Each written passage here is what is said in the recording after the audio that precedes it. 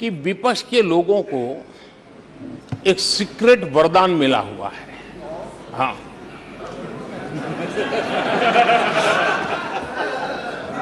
Secret वरदान मिला हुआ है जी। और वरदान ये कि ये लोग जिसका बुरा चाहेंगे उसका भला ही होगा।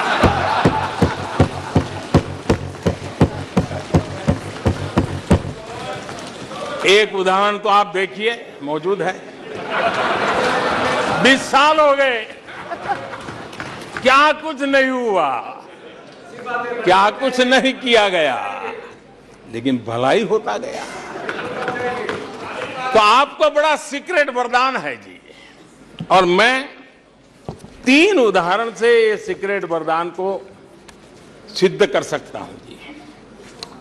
आपको ध्यान होगा कि इन लोगों ने कहा था बैंकिंग सेक्टर के लिए, बैंकिंग सेक्टर डूब जाएगा, बैंकिंग सेक्टर तबाह हो जाएगा, देश खत्म हो जाएगा, देश बर्बाद हो जाएगा, न जाने क्या क्या कहा था।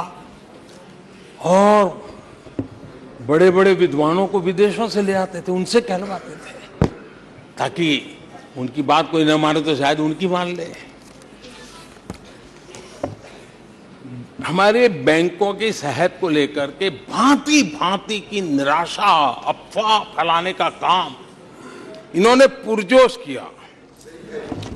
और जब इन्होंने बुरा चाहा बैंकों का, तो हुआ क्या?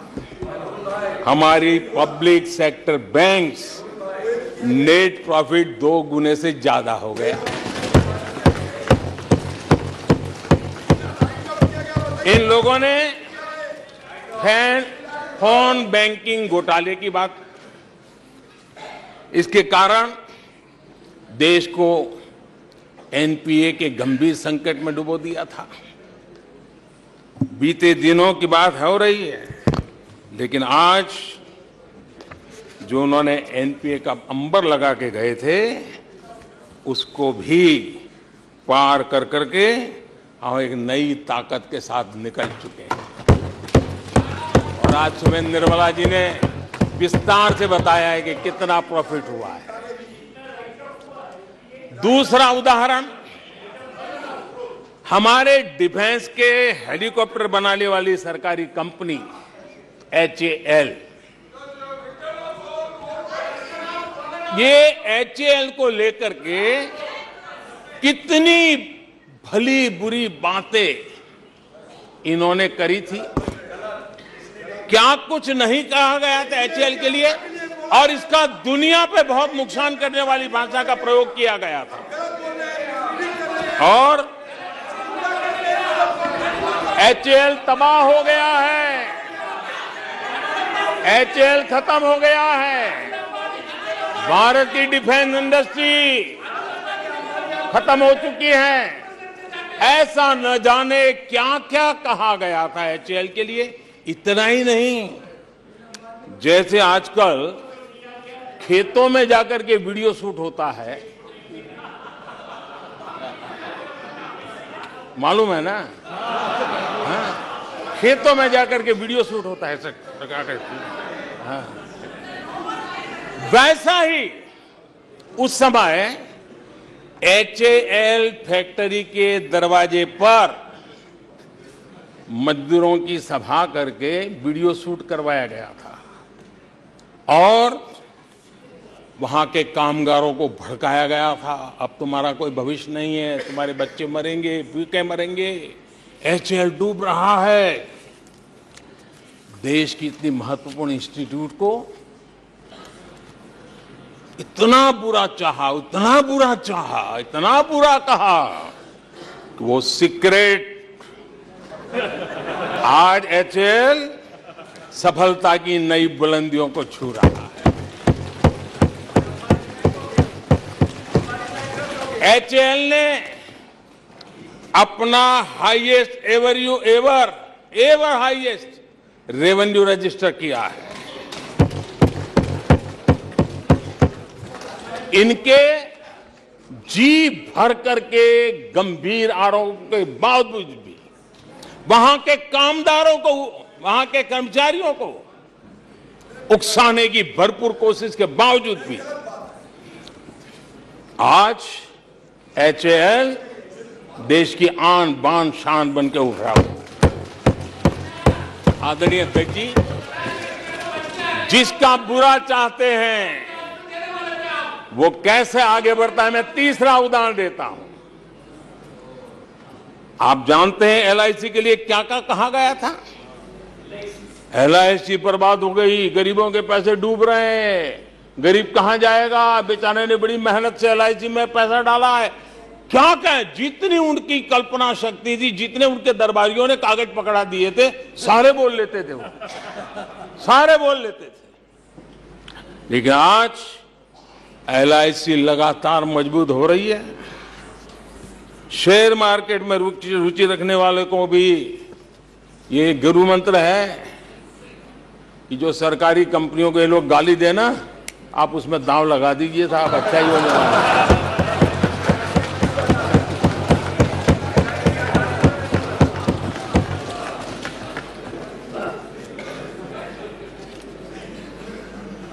आदरणीय अध्यक्ष जी, ये लोग देश की जिन संस्थाओं की मृत्यु की घोषणा करते हैं, उन संस्थाओं का भाग्य चमक जाता है। और मुझे विश्वास है कि ये जैसे देश को कोसते हैं, लोकतंत्र को कोसते हैं, मेरा पक्का विश्वास है देश भी मजबूत होने वाला है, लोकतंत्र भी मजबूत होने वाला है, और हम तो होने ही वाले हैं। आदरणीय अध्यक्ष जी, ये वो लोग हैं जिन्हें देश के सामर्थ्य पर विश्वास नहीं। इन लोगों को देश के परिश्रम पर विश्वास नहीं है, देश के पराक्रम पर विश्वास नहीं है। कुछ दिन पहले मैंने कहा था कि हमारी सरकार के अगले टर्म में, तीसरे टर्म में, भारत दुनिया की तीसरी टॉप अर्थव्यवस्था बनेगा।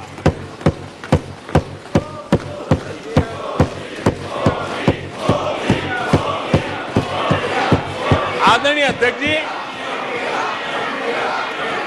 आदरणीय अध्यक्ष जी, अब देश के भविष्य पर थोड़ा सा भी भरोसा होता जब हम ये क्लेम करते हैं कि हम आने वाले 5 साल में, नए तीसरे टर्म में, हम देश की इकोनॉमी को तीसरे पर लाएंगे। तो एक जिम्मेवार विपक्ष क्या करता? वो सवाल पूछता,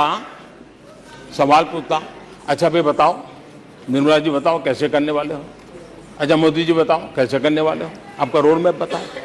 ऐसा करते। अब ये भी मुझे सिखाना पड़ रहा है। लेकिन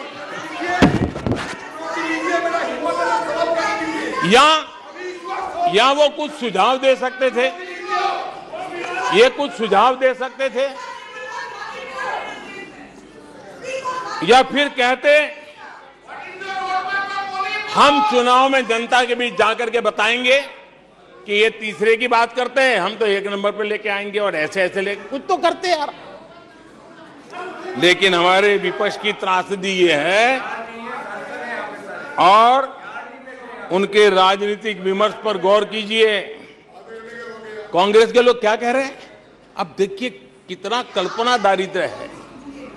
इतने सालों तक सत्ता में रहने के बाद भी क्या अनुभवताहीन बातें सुनने को मिल रही है जी। क्या कहते हैं ये कहते हैं इस लक्ष्य तक पहुंच रहे, कुछ करने की जरूरत नहीं, ऐसे ही होने वाला है तीसरे नंबर पे। बताओ, मुझे लगता है कि इसी सोच के कारण वो सोते रहे इतने सालों तक, तो अपने आप होने वाला है। वो कहते हैं बिना कुछ किए तीसरे पहुंच जाएंगे, और कांग्रेस की माने अगर सब कुछ अपने आप ही हो जाने वाला है, इसका मतलब है कांग्रेस के पास न नीति है, न नीयत है, न विजन है, न वैश्विक अर्थव्यवस्था की समझ है और न ही भारत के अर्थ जगत के ताकत का पता है। और इसलिए सोए सोए सब हो जाएगा, यही एक आदरणीय अध्यक्ष जी, ये वजह है कि कांग्रेस के शासन में भारत गरीबी और गरीबी को बढ़ाता गया। 1991 में देश कंगाल होने की स्थिति में था। कांग्रेस के शासनकाल में अर्थव्यवस्था दुनिया के क्रम में 10, 11, 12 इसके बीच में झोले खाती थी, झूलती रही थी। लेकिन 2014 के बाद भारत ने टॉप 5 में अपनी जगह बना ली।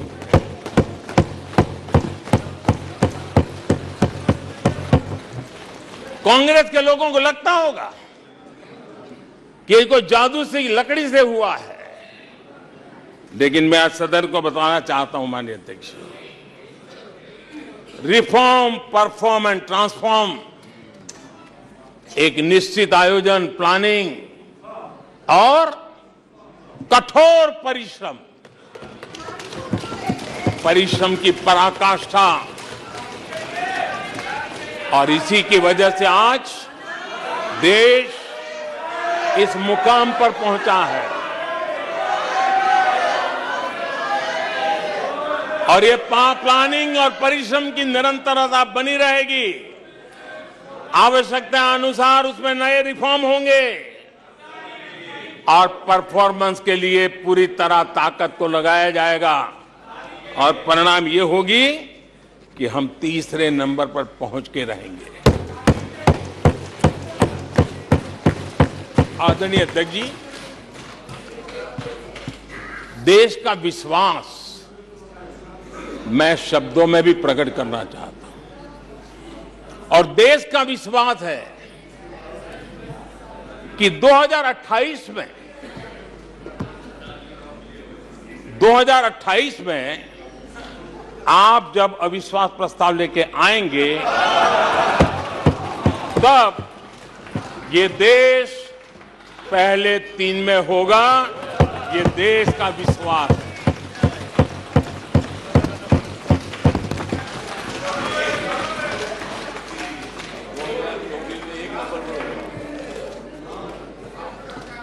आदरणीय अध्यक्ष जी,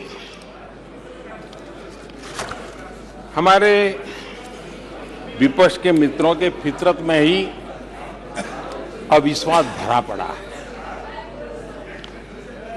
हमने लाल किले से स्वच्छ भारत अभियान का आह्वान किया, लेकिन उन्होंने हमेशा अविश्वास जताया। कैसे हो सकता है? गांधी जी भी आके गए, करके कह के गए, क्या हुआ? अब स्वच्छता कैसे हो सकती है? अविश्वास से भरी हुई इनकी सोच है। हमने मां बेटी को खुले में शौच से मुक्त करने के लिए, उस मजबूरी से मुक्त होने के लिए शौचालय जैसी जरूरत पे जोर दिया, और तब ये कहना, क्या लाल किले से ऐसे विषय बोले जाते हैं क्या?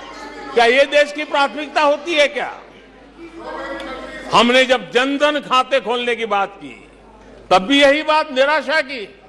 क्या होता है जनधन खाता? उनके हाथ में पैसे कहां है? उनका जेब में क्या पड़ा है? क्या लेके आएंगे? क्या करेंगे?